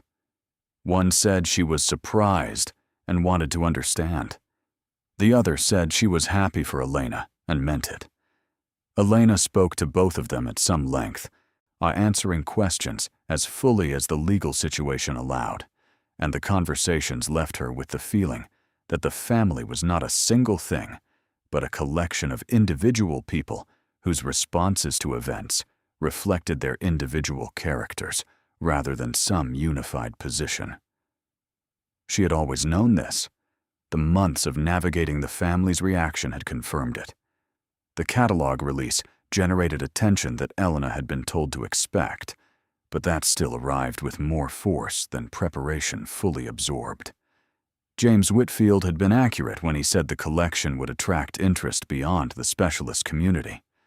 The combination of the stamp's rarity and condition with the provenance story, which was included in full in the catalog introduction written by Dr. Holloway, with Elena's assistance and review, that created coverage in publications that did not normally cover philately.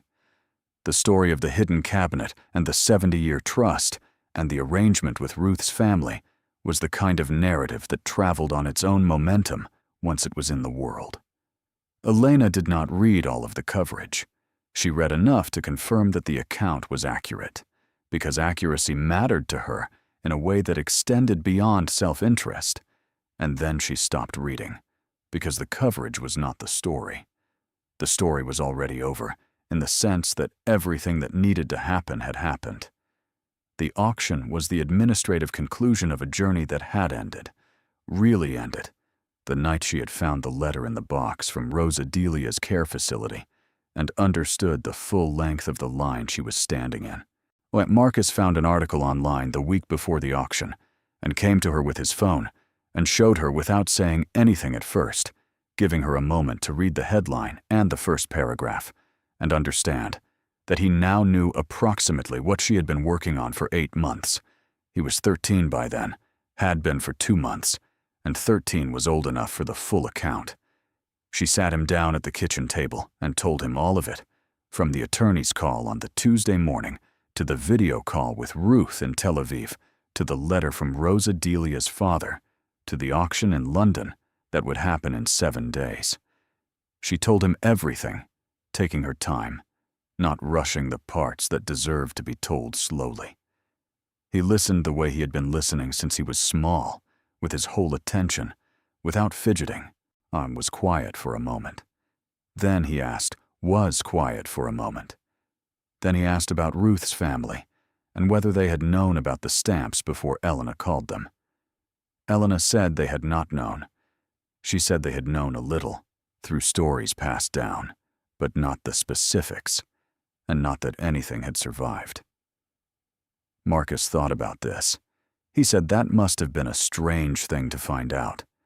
Elena said it was. She said it was the kind of thing that could only be received slowly, over time, and that she thought Ruth and her son were still receiving it, and would be for a long time. He nodded. He asked if they could go to London for the auction. Elena said, no, not this time. It would speak for itself regardless of who would speak for itself, regardless of who was in the room. He accepted this. He went back to his room.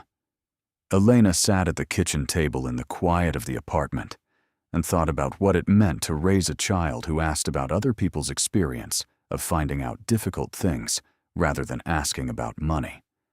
She thought it meant she had not been doing this entirely wrong. The auction took place on a Thursday morning Phoenix time, which meant Elena and Marcus were up at 4 in the morning to watch the live feed on the laptop at the kitchen table. Elena had made coffee for herself and hot chocolate for Marcus, and they sat side by side in the dark kitchen with the screen's light between them and watched London proceed in its orderly and practiced way through the sale of a collection that had traveled very far to arrive at this moment. The bidding was not dramatic in the way that certain auction footage is edited to appear dramatic. It was methodical and rapid and conducted through a combination of phone bids and online bids and room bids that the auctioneer managed with the practiced fluency of someone who had presided over many such sales. Numbers moved upward in increments that were themselves large, each increment representing more than Elena had earned in previous years.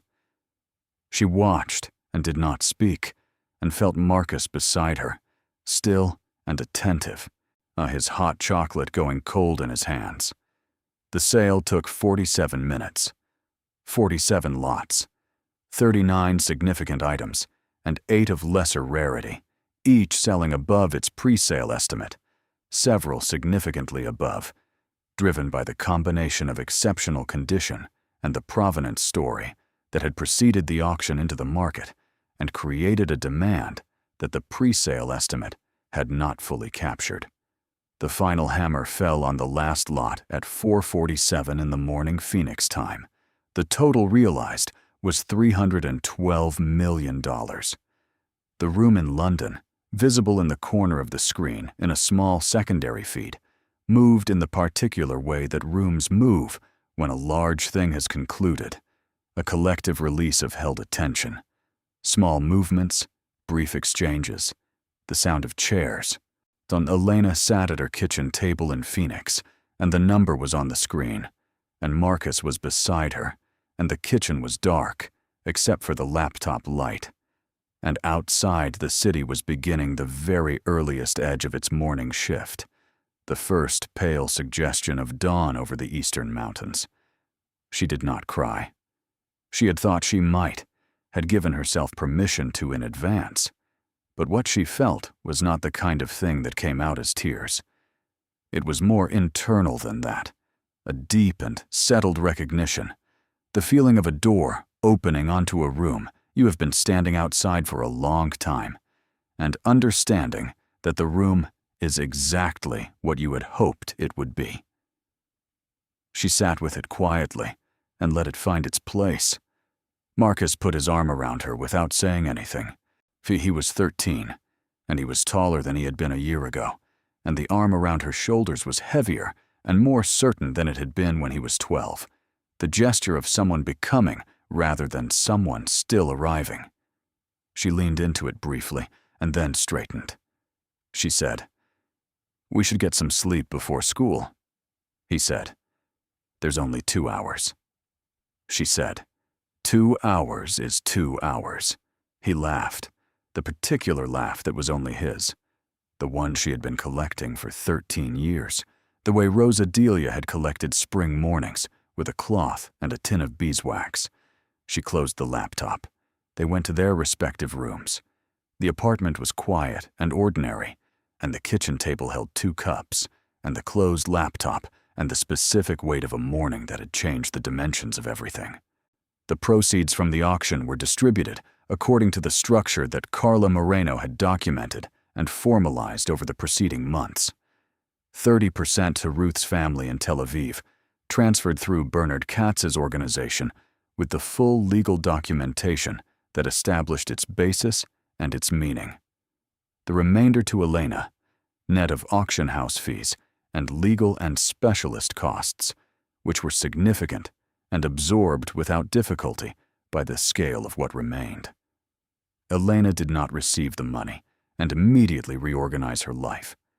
She sat with Carla Moreno and with a financial advisor Carla recommended and spent 6 weeks making deliberate decisions about structure and management and timing. She was not impulsive. She had never been impulsive. The discipline of scarcity was not a habit you shed easily, and she was not certain she wanted to shed it entirely, because she understood that the discipline was part of what had brought her here, part of what Rosa Delia had recognized in her, the particular quality of someone who understood that things required patience and attention to stay themselves. She paid off the debts first, The credit cards with their grinding monthly interest, the medical bill from the previous year that she had been managing in increments too small to make a significant dent. She paid them not with relief, but with a steady, practical satisfaction, the feeling of removing friction that had been slowing every forward movement for years. When they were gone, the weekly budget opened in a way she had not experienced since before the divorce, like a loosening around the edges of the ordinary that took some adjustment to trust. She did not move immediately. She stayed in the apartment for 4 months after the auction, partly because Marcus was in school and stability mattered, and partly because she wanted the changed circumstances to settle before she made decisions about them. She had watched other people receive sudden changes in fortune and move too quickly in every direction at once and arrive somewhere they had not intended. She was not going to do that. She was going to be Rosa Delia about it, deliberate and patient, and willing to wait for the moment when the right choice was clear rather than merely available. The college fund was established first, in the week following the auction, before she had decided anything else. A trust, structured conservatively, not sufficient to cover any institution Marcus chose without financial consideration being part of the decision. She sat at the kitchen table and signed the documents, and felt the particular feeling of removing a weight she had been carrying so long she had stopped noticing its specific shape, only feeling the cumulative effect of it in the sharpness of the calculations she ran in her head every month, in the way she reviewed Marcus's homework with one eye on the content and one on the performance metrics that would matter to admissions offices. The weight lifted. The calculations stopped. There was a stillness in the space where they had been running constantly, a quiet she had to learn to recognize before she could appreciate it. She called her mother and told her, and her mother was quiet for a long time on the other end of the line, and then said that Rosa Delia had always known. Said it simply, without elaboration, the way people say things that don't require elaboration. Elena said she knew. Her mother said she hoped Elena understood, that this did not change who she was. Elena said she understood. It was a short conversation, and it held more than it said, which was true of the best conversations. She did not call Aunt Patricia or Daniel. There was nothing to say. Carla Moreno's office had handled all of the formal communication, and the legal situation had resolved without challenge, the documentation proving too thorough to contest through any avenue that would survive scrutiny. The family had gone quiet in the way that families sometimes go quiet when the argument they were prepared to make is taken away by the facts. Elena did not interpret this as resolution. She interpreted it as the natural conclusion of a process that had never really been about the cabinet or the stamps, and had always been about the question of who got to be taken seriously. That question had answered itself, as such questions tend to do, not through confrontation, but through outcome.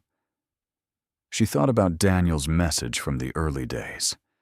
Make sure you understand what you have.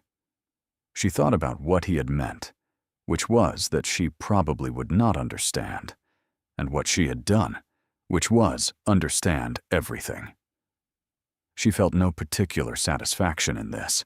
The satisfaction she felt was for Rosa Delia, who had understood before any of them, who had been understanding for 50 years, who had known exactly what she had and had given it, precisely and without ambiguity, to exactly the right person.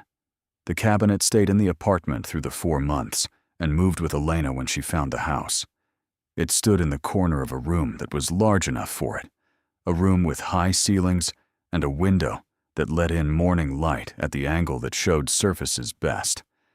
She had the wood professionally cleaned and treated by a conservator who worked on antique furniture and who handled the piece with a respectful attention that Elena recognized as the appropriate response to something that had earned it.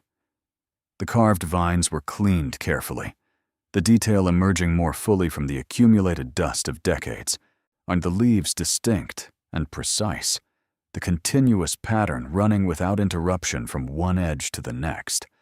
She did not sell the cabinet. She had considered it and decided against it in the way you decide against something that you know is not really a question. The stamps had been the trust, and the cabinet had been the vessel, and the vessel had done its work over a very long time, with extraordinary faithfulness. She wasn't going to send it to an auction house. She was going to keep it and put things inside it and clean it once a year in the spring with a cloth and a tin of beeswax, the way it had been done before her. She called Dr. Holloway 6 months after the auction to thank her properly. It was a brief call. Doctor, Holloway said that the collection had been exceptional and that she had found the provenance research particularly meaningful, which was the closest she came to saying that the experience had been more than professional, and which Elena understood as the full weight of what she meant.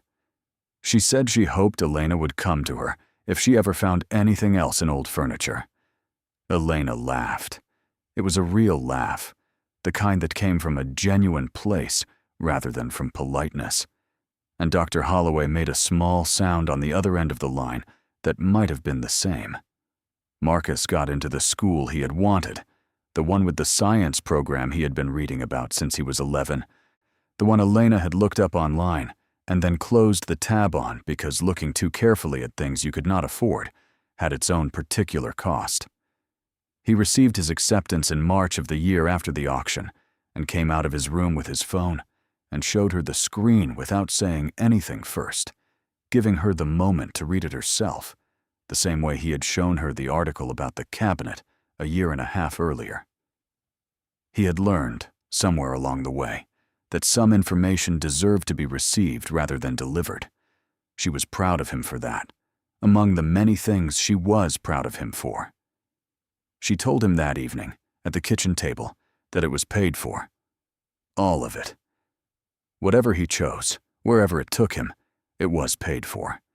And she would not have to think about the money at all, not even briefly, not even in the background of some other thought. He looked at her across the table with an expression that was trying to absorb the full dimensions of what she had said. And for a moment, he looked very young and very old at the same time, which was what 13 going on 14 looked like when it was paying real attention. He said, "Because of the stamps?" She said, "Because of Rosa Delia." He was quiet. He said, "We should go visit her grave." Elena said they would. She said they would go in the spring, when the desert was as close to soft as it ever got, and they would bring something and stay a while. He said that sounded right. She said it did. The spring came the way it always does in Arizona, sudden and warm, with the desert moving from the particular flatness of winter into something that carried color and the smell of things that have been waiting. Elena and Marcus drove to Tucson on a Saturday morning in March and visited the grave and stayed for a while, the way she had promised. She brought white flowers because Rosa Delia had liked white flowers, a preference Elena remembered from the care facility visits when she had been one of the few who came regularly, who brought things, who stayed until the end of the visiting hour rather than leaving when the conversation became difficult.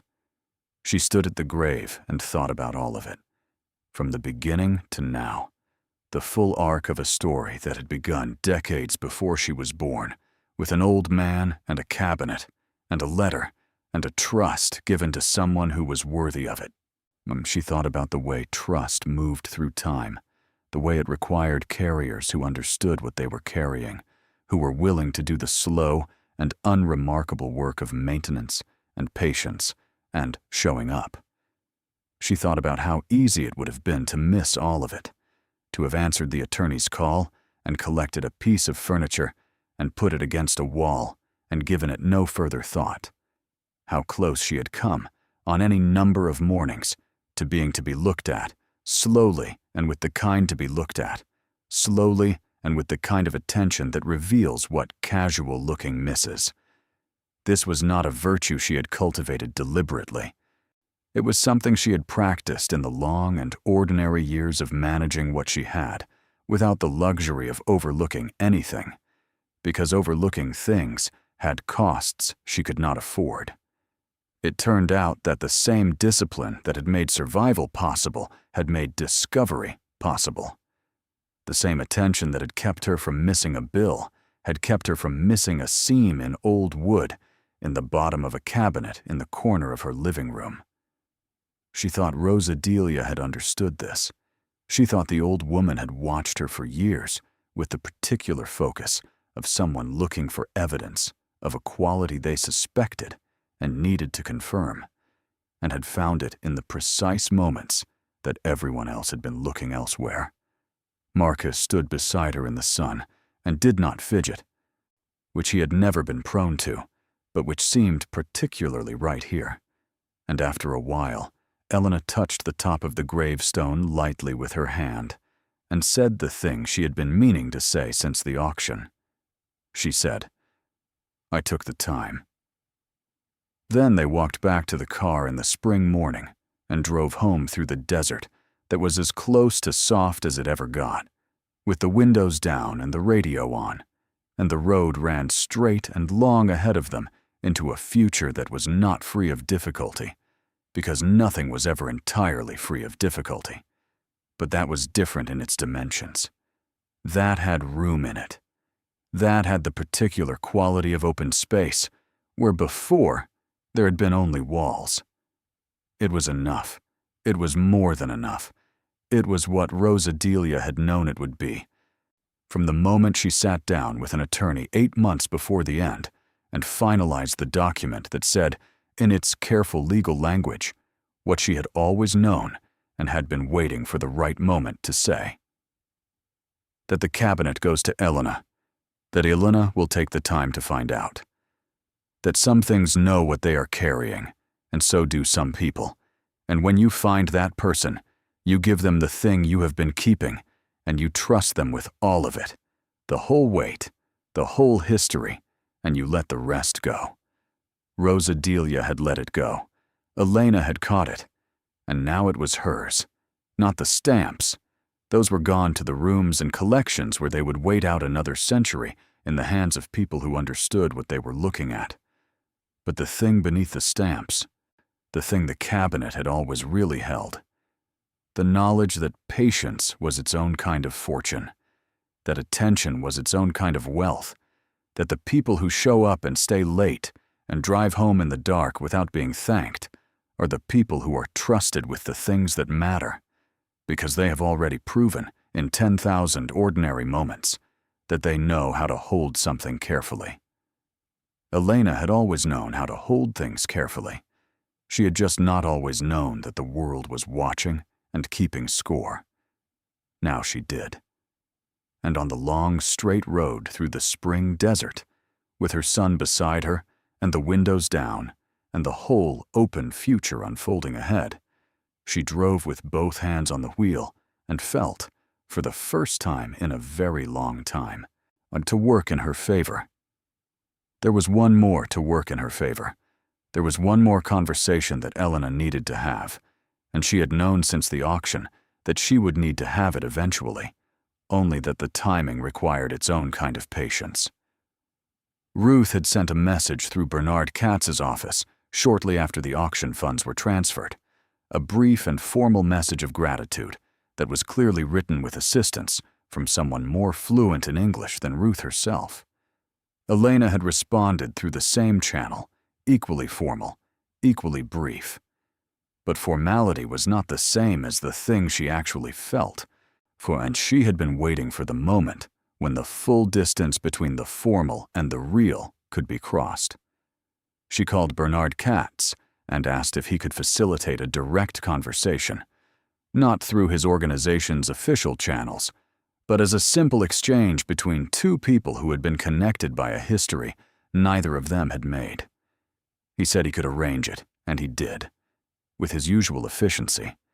And 2 weeks after the trip to the cemetery, Elena sat at the kitchen table in the afternoon light with the phone in her hand and listened to it ring in Tel Aviv.